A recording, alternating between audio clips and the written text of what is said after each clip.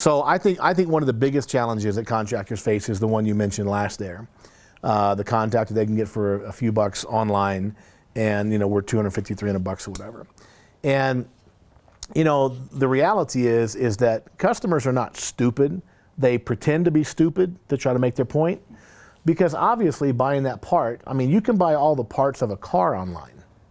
That does not mean you have the car, right? It means you have the components of the car.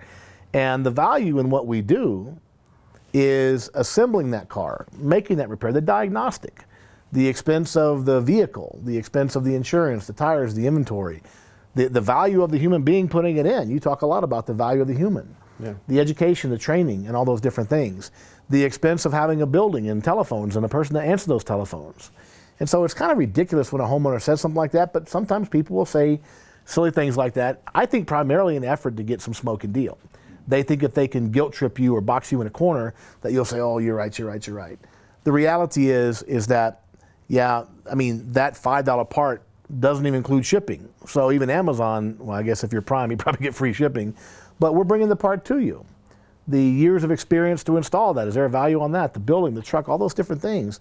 And I think that sometimes technicians just need to learn the words to say, to kind of explain that. Mr. Homeowner, I understand you can order that online, but I've got 20 years experience diagnosing the problem, installing it. Who's going to stand behind it if there's a problem? You're going to call Amazon if there's a problem with it? No, you're going to have to buy another one. They're not going to stand behind it. And so, I mean, there are so many obvious factors that it's almost absurd that people would compare what you do for 250, 300 bucks to what they can buy online. Right. And the real key is technicians got to get better at explaining that without being disrespectful or a smart ass or whatever. Or combative.